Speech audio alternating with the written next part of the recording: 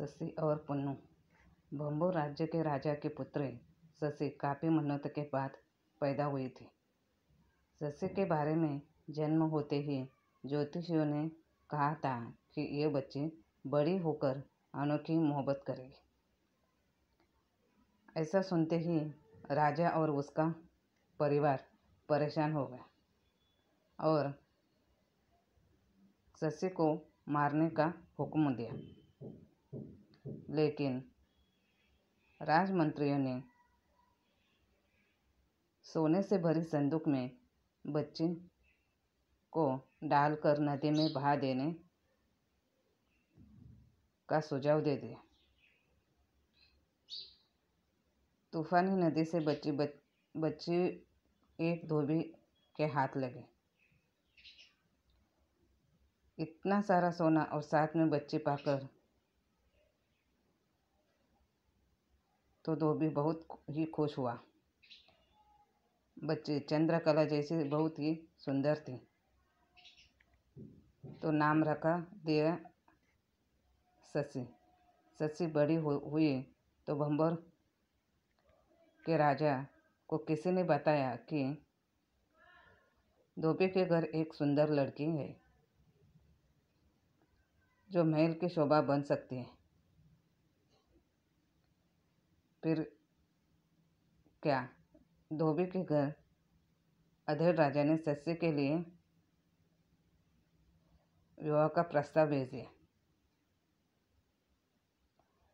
शशि को पालने वाला उसका पिता राजा के सामने गया और शशि के जन्म समय की ताबीज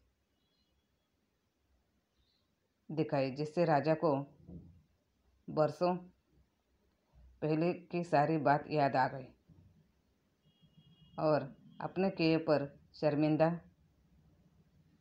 भी हो गया। शशि को जन्म देने वाली माँ शशि को महलों में लाना चाहती थी, लेकिन सच का पता लगने पर शशि ने महल में आने से मना कर दिया। ऐसे में राजा ने धोबी के छोटे से घर को पूरा का पूरा महल में तब्दील कर दिया। लेकिन वक्त फिर बदला और एक दिन शशि ने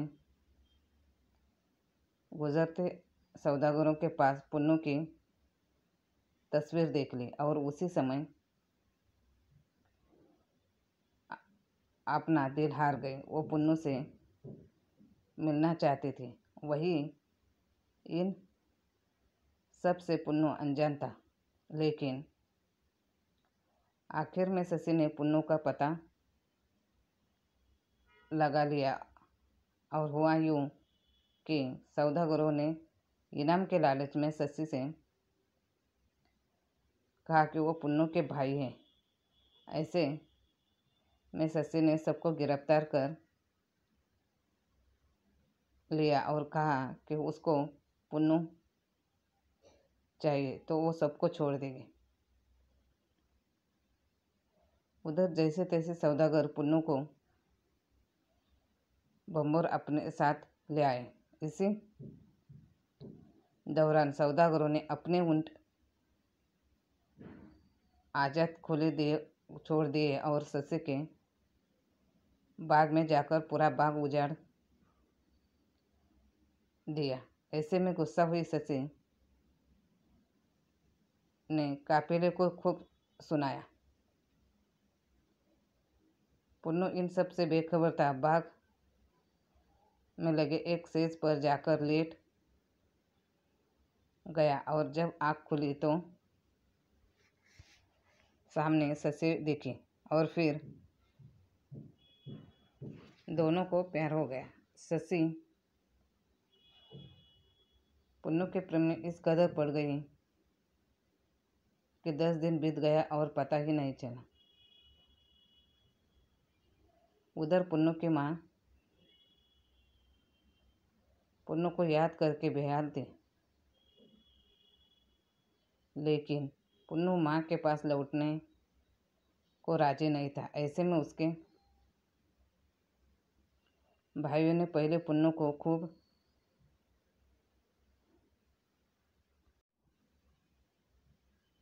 शराब पिलाई और फिर बेहोश होने के बाद उसे साथ घर ले गए। पुन्नू से अलग होकर शशि का रोकर बुरा हाल हुआ था। शशि ठान चुके थे कि उसे पुन्नू के पास जाना है, जिस पर उसकी माँ ने उसे रेगिस्तान का डर दिखाया। लेकिन शशि पर इसका कोई असर नहीं हुआ और वो पुन्नू की तलाश में निकल गई। नंगे पांव रेगिस्तान में चिलचिलाती धूप, धकधकती रेत से भी वो नहीं डरे और भयानक लू के थपेड़ों ढेलते झेलते जख्मी हो गई। एक भेड़े चराने वाले ने उसे इस हाल में देखकर डर गया और छिप गया। इतने में मदद के लिए पुकारती हुई शशि की जान वही चली गई। दूसरी तरफ पुन्नू होश में जब आ गया तो वो शशि से मिलने के लिए तड़प गया। वह भी शशि को खोजता हुआ रेगिस्तान की तरफ दौड़ा, जहाँ शशि बेजान पड़ी थी और चरवा बैठा था। उसी चरवाई ने पुन्नू को शशि की रेतीली समाधि को लेकर सब कुछ बताया, जिसके बाद पुन्नू ने भी वही समाधि ले ली।